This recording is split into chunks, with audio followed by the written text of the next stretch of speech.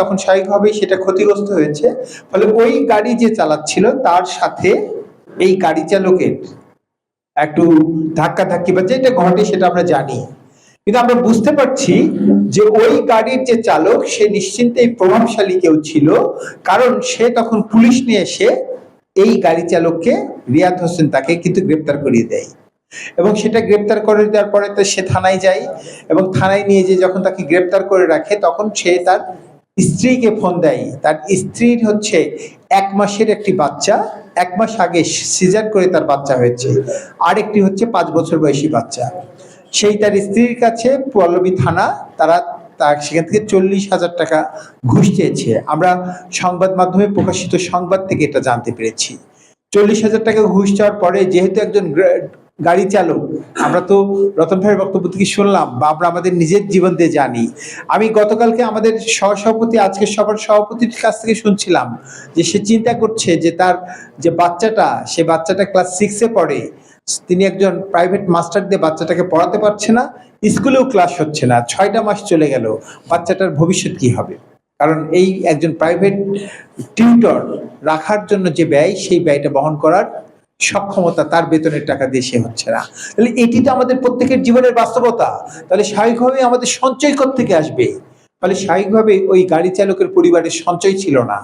তাহলে তার স্ত্রী সেখানে যে সেই বিষয়টা বলে যে 1 মাস আগে সিজার করে আমার বাচ্চা হয়েছে, আমার কোনো সঞ্চয়ের টাকা নেই, আমার স্বামী তো কোনো অপরাধ করে নাই, তার গাড়িতেই আরো একটা দুর্ঘটনা ঘটার যে বিষয়টি সেটা ঘটিয়েছে অন্য কেউ, তাহলে তাকে ছেড়ে দেওয়ার জন্য, গাড়িটা ছেড়ে দেওয়ার জন্য কিন্তু 40,000 টাকা চাই। সেই তার স্ত্রী, রিয়াদ হোসেনের স্ত্রী, সে বাসায় ফিরে যে ধার দেনা করে 20,000 টাকা জোগাড় করতে পারে। সেই 20,000 টাকা ওসির হাতে দিয়ে যায়, দিয়ে তাকে ছাড়তে বলে। তখন ওসি তাকে বলে, বা এই এসআই যে সংশ্লিষ্ট, সে বলে যে আরো 20,000 টাকা দেওয়ার পরে ছাড়বে। তখন স্বাভাবিকভাবেই সে অসহায় হয়ে বাসায় ফিরে যায় যে ঠিক আছে, সকালে বাকি 20,000 টাকা জোগাড় করে সে দিয়ে নিয়ে যাবে। পরের দিন সকালে থানা থেকে তাকে ফোন দিয়ে বলে যে কুর্মিটোলা হাসপাতালে যে যোগাযোগ করার জন্য, এবং কুর্মিটোলা হাসপাতালে যে যোগাযোগ করার বিষয়ের জন্য যখন ও বের হয়, তখন আবার ফোন দিয়ে বলে থানা থেকে এসে দেখা করে যাওয়ার জন্য। তো বলে থানায় যখন গেছে তখন তার ওই 20,000 টাকা ফেরত দেয়, দিয়ে বলে হাসপাতালে আছে, সেখানে যে এই টাকা দিয়ে চিকিৎসা করাবো। কিন্তু স্ত্রী হাসপাতালে যে দেখে আসলে সে অসুস্থ হয়ে হাসপাতালে নেই, তাকে আসলে পিটিয়ে মেরে ফেলেছে, পিটিয়ে মেরে ফেলে হাসপাতালে দেওয়া হয়েছে। ফলে রতন ভাই যে কথাটি বলছিলেন সেই কথাটি হচ্ছে এইটাই, যে পূর্বের সরকারের সময় রাষ্ট্রের যে পুলিশ বাহিনী, ট্রাফিক বাহিনী, এই যে বাহিনীগুলো, সেই বাহিনীগুলো যে দানবে রূপান্তরিত হয়েছিল, সেই দানবীয় অবস্থানকে ভাঙার প্রেক্ষিতে যুবকরা তো একটা ভূমিকা রেখেছে। হয়তো সেটি ছাত্র আন্দোলন হিসেবে সামনে এসেছে, কিন্তু একটা যুব শক্তি তো সামনে এসেছে। ফলে আমাদের এই গাড়ি চালকদের মধ্যে বিশেষ করে যারা যুবক, সেই যুব শক্তির তার উপরে এই পুলিশ বাহিনীর একটি আক্রোশ এবং হিংস্রতার যে বিষয় সেটি আছে। আমি এই কয়েকদিন আগে এই পুলিশ কমিশনারের এই ট্রাফিক মোড়ের সেখানে হচ্ছে রাইড শেয়ারিং এর যে বিষয়, সেই রাইড শেয়ারের একজন হচ্ছে যে এই গাড়ি চালিয়ে যাচ্ছিল তার যাত্রী নিয়ে, দুইটাই মাঝবয়সী ছেলে। পিছনের যাত্রী সে কি করে সেটা তো জানি না, সামনে যে তাকে দেখে বোঝা যাচ্ছে সে হচ্ছে গ্রাম থেকে এসে ওই যে বেকারত্বের কারণে সে রাইড শেয়ারের প্রসঙ্গিত বিষয়। তো যাই হোক, যখন সে একটু মানে সিগন্যাল ব্রেক করার প্রেক্ষাপটটায় চেষ্টা করেছিল, তখন তাকে থামানোর পরে যখন সে মাপ চাচ্ছে, তখন পুলিশ কর্মকর্তা সরাসরি বলছে এখন মাপ চাও? ওই জুলাই মাসে আমাদের উপর আক্রমণ করছিলে না, শরীরের খুব তেজ দেখাইছো।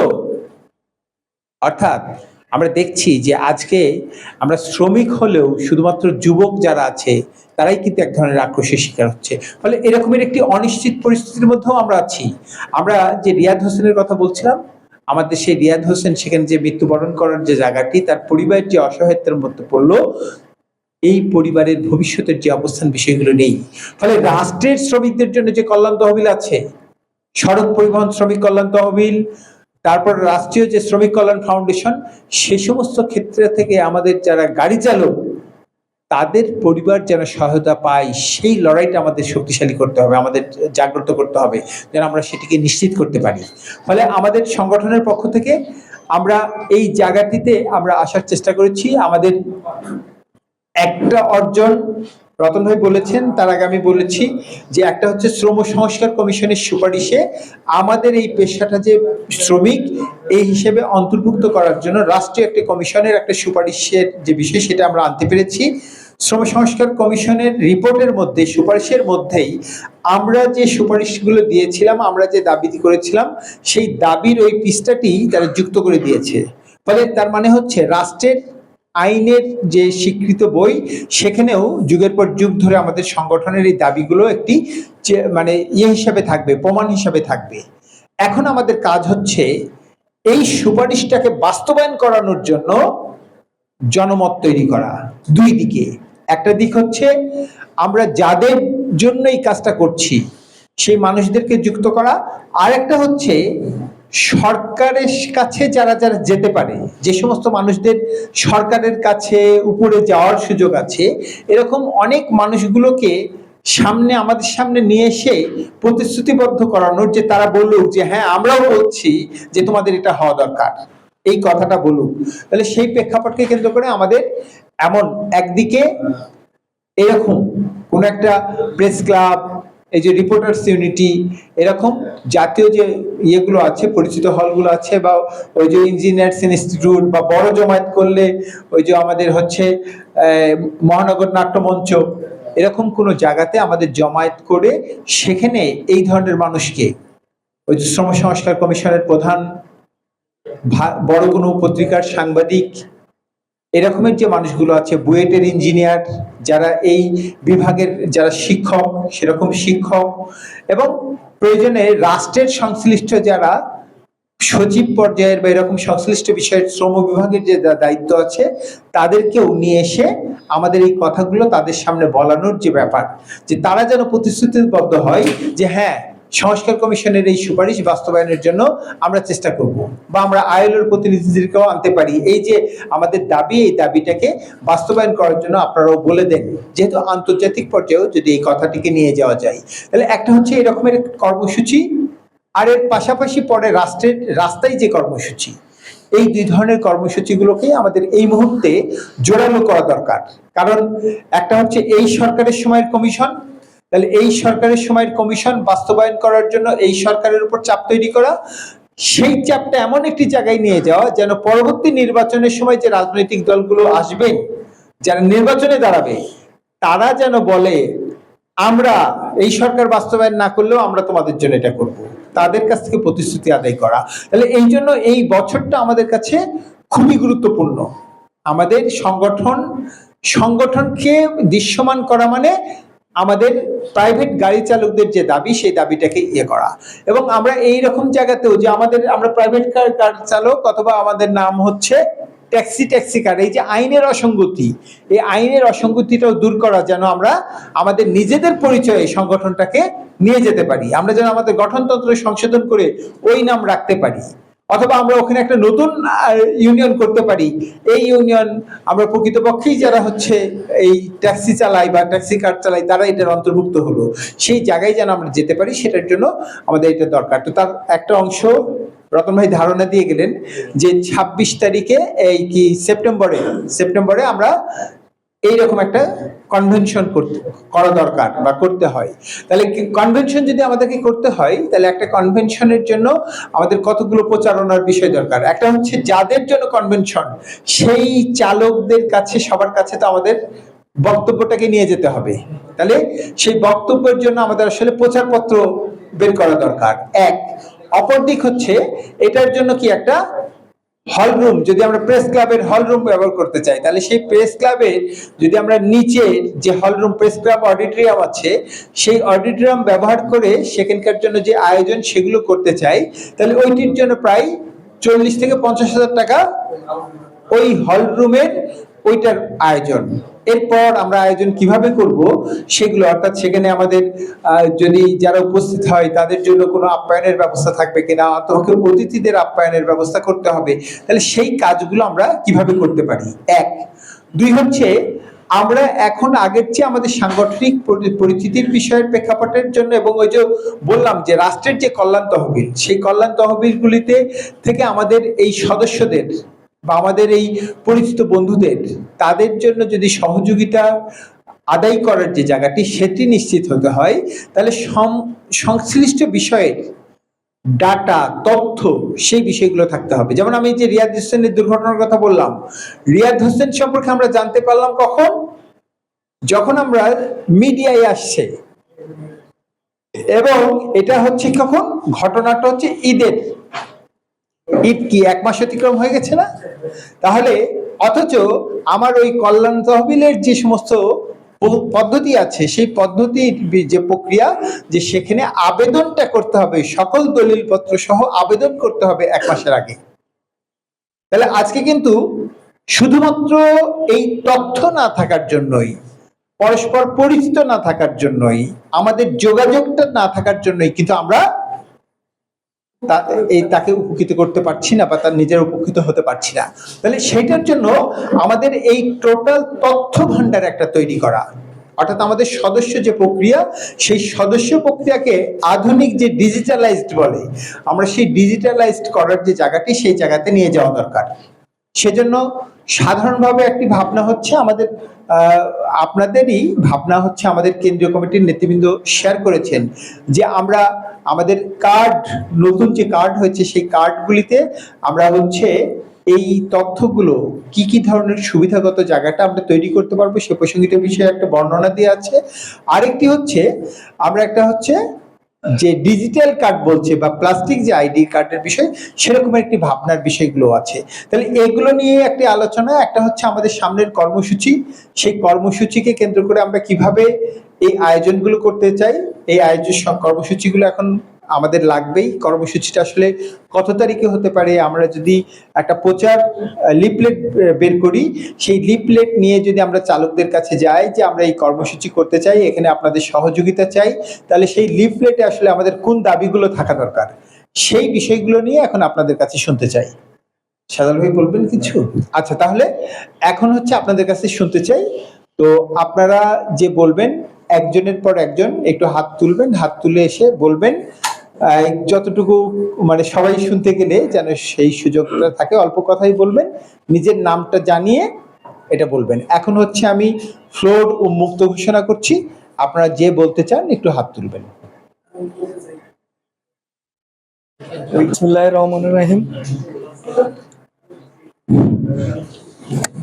উপস্থিত সম্মানিত আমাদের দূর দূরান্ত থেকে আগত ড্রাইভার ভাইরা এবং উপস্থিত আমাদের নেতৃবৃন্দ, দীর্ঘদিন থেকে ওনারা কাজ করে যাচ্ছে আমাদেরই জন্য। তো আসলে আমরা একত্র না থাকার কারণে আমাদের নিজেদের স্বইচ্ছা আমাদের কিভাবে অগ্রগতি আগে নিতে পারবো ও চিন্তা ভাবনা মাথায় না আসার কারণে আমরা অনেক সুযোগ সুবিধা থেকে আমরা বঞ্চিত। তো আমাদের সবারই চিন্তা ভাবনা পরিবর্তন করতে হবে। আমি ড্রাইভিং চাকরি করি, মালিকানা ড্রাইভিং চাকরি করি, আবার কেউ ওভারে গাড়ি চালাই, আবার কেউ কোম্পানির চাকরি করি। এক একজন এক এক লাইনে, আমাদের কর্ম একটা, আমরা ড্রাইভার চালক। তো সবারই ফ্যামিলি আছে, আমরা দিন শেষে সবাই ফ্যামিলি নিয়ে ব্যস্ত থাকি। মাঝামাঝি যদি আমরা আমাদের এই সংগঠনকে মাথায় একটু রাখি যে আমাদের এই সংগঠনটাকে দিয়ে আমরা কি উপকৃত হব, আমাদের একজন ড্রাইভারকে কিভাবে আমরা উপকৃত করতে পারবো, যখন সে একটা বিপদে পড়বে তখন দেখবেন যে আমরা সবাই উপকৃত হব। যখন আমি অন্য একটা ড্রাইভার নিয়ে চিন্তা করব, তখন একসময় ওই চিন্তায় আমারও উপকৃত হবে। তো আমাদের সেটা করণীয় হচ্ছে, আমি সর্বপ্রথম 1 নম্বরে বলবো আমাদের নেতৃবৃন্দকে, আপনি নোট করতে পারেন আমার কথাটা। আমার নেতৃবৃন্দর দৃষ্টি আকর্ষণ করছি আমি। আমার প্রথম কথা হচ্ছে, আমি শাহজাহানপুর যেহেতু প্রতিনিধি, আমি চাই আপনাদের অনুমতি নিয়ে আমার শাহজাহানপুর, রামপুরা, ইন টোটাল আমার আশেপাশে যেখানে যতজন ড্রাইভারের সাথে আমার সাথে সম্পর্ক হবে, আলোচনা হবে, আমি সবাই নাম, সে কোন জায়গায় থাকে, তার মোবাইল নাম্বার আমি আপনার হাতে পৌঁছে দিব। এটা হলো আমার কাজ। আমি আবারও বলছি, আমার সাথে আজকের পর থেকে যেহেতু ড্রাইভারের সাথে পরিচয় হবে, সে প্রাইভেট ড্রাইভার হোক, সে উবারের হোক, সে বাসের হোক, ট্যাক্সির হোক, অটো রিক্সার হোক, সিএনজির হোক, আমি যেভাবে হোক তার সাথে আন্ডারস্ট্যান্ড হয়ে তার নাম, তার মোবাইল নম্বর আপনার কাছে দিব।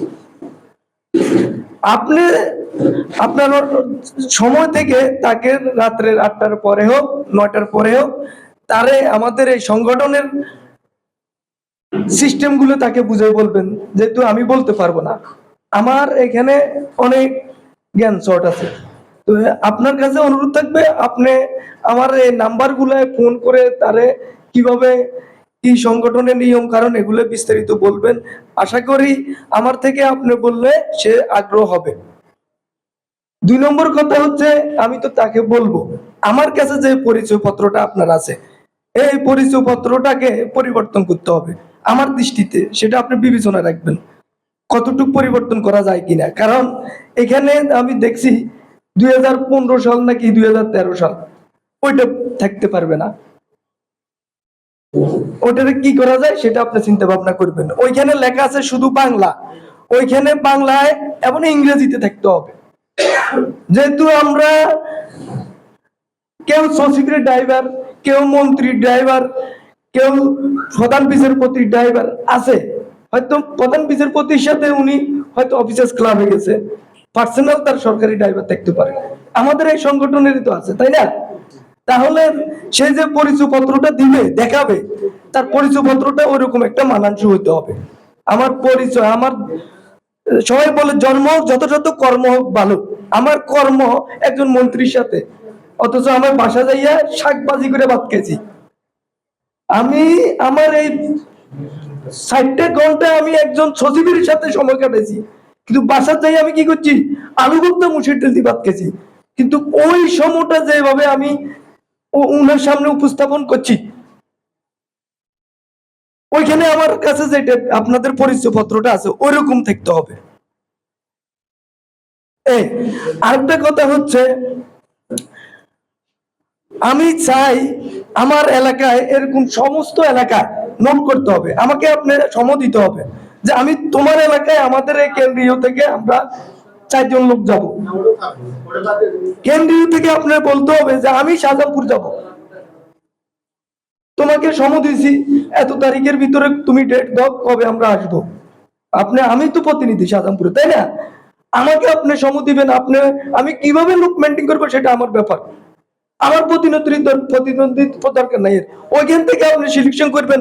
যদি আমি 5 জন ওইখানে রাখি, 7 জন রাখি, আমার থেকে ভালোকে এই সংগঠনকে আগায় নিতে পারবে, আপনার ওইখান থেকে সিলেকশন করে নিতে হবে। আমার, আপনার সকলের একটা চিন্তা থাকতে হবে যে এই সংগঠনকে আমরা, বাংলাদেশ কেন, বাংলাদেশের আশেপাশে যারা তাদের সাথে আমরা সংযোগ থাকতে হবে, আমাদের সম্পর্ক থাকতে হবে। আমি ঢাকা জেলা নয়, বাংলাদেশের 66 জেলায় আমাদের এই সংগঠন যাইতে হবে। আমি শাহজাহানপুর কেন, আমার পরিচয় নোয়াখালী সংগঠন, যদি আমার বাড়ি তো নোয়াখালী, তাই না? নোয়াখালী বেগমগঞ্জ, নোয়াখালী বেগমগঞ্জ, নোয়াখালী সদর, প্রয়োজনে হাতিয়া আমার পরিচয় থাকবে।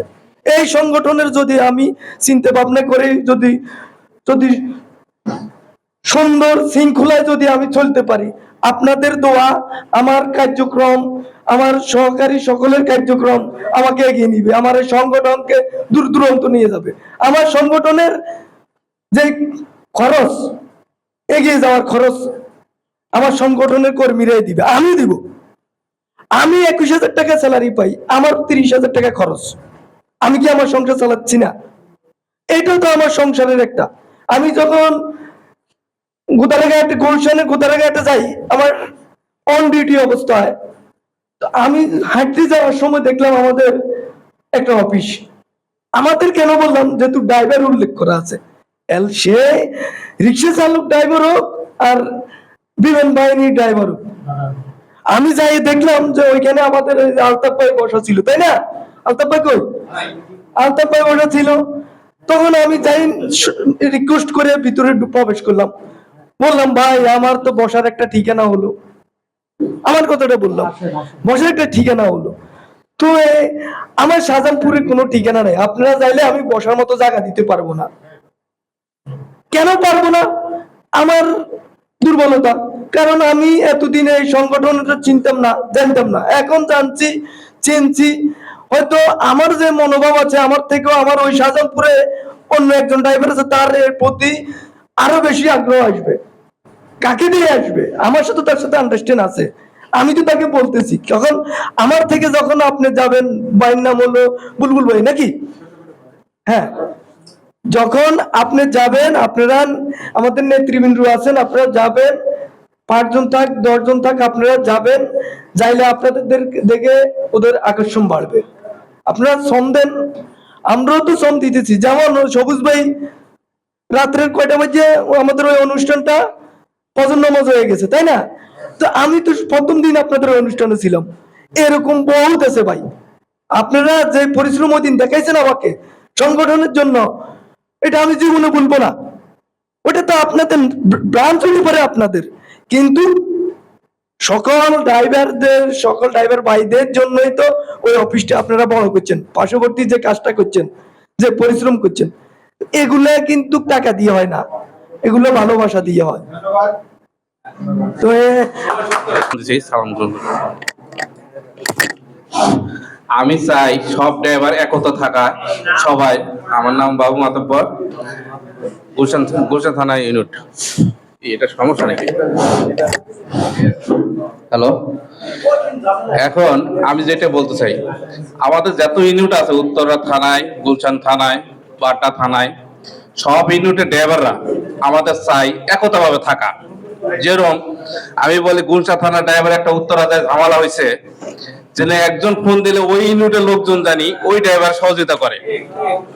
যেমন আবার বাড্ডা থানার ড্রাইভার জানি ইয়াতে আপনার মতিঝিল সমস্যা হয়েছে, ওই ইউনিটের জানি নেতারে ফোন দেয় যে ভাই আমার সমস্যা হচ্ছে, আমার কাছে আসেন, কি আরেকজন পাঠিয়ে দেবে। এইভাবে যে একতা থাকে, তাহলে আপনাদের ড্রাইভারদের ইউনিটটা বড় হবে। আর যদি এই একতা না থাকে, আপনাদের ড্রাইভার কোনো সময় বিপদে আসবে না। যে এইটাই আমি কথা বলতে চাইতেছি, যেরকম আমার সমস্যা আমার বলতে হবে, যেরকম আমি ইউনিটের বড় বড় নেতাদের বলতেছি যে আপনার এই সমাধানগুলো একটু সমাধান করবেন, যেন আমাকে ফোন দিলে আমি 10 জন নিয়ে চলে যেতে পারি, সাথে সাথে অ্যাকশন নিতে পারি, জানে বলতে পারে হ্যাঁ এই ইউনিটটা আমার শক্তিশালী আছে। তাহলে আমাদের কি হবে, এই ড্রাইভার সংগঠনটা সুন্দর হবে। তো এই কারণে বলতেছি, আমার বক্তব্য এখানেই শেষ করলাম, বেশি কথা বলবো না। আসসালামু আলাইকুম। কে বলবেন? আসেন আসেন, একজন একজনকে আসেন আসেন, 12টা বাজে নামাজের টাইমে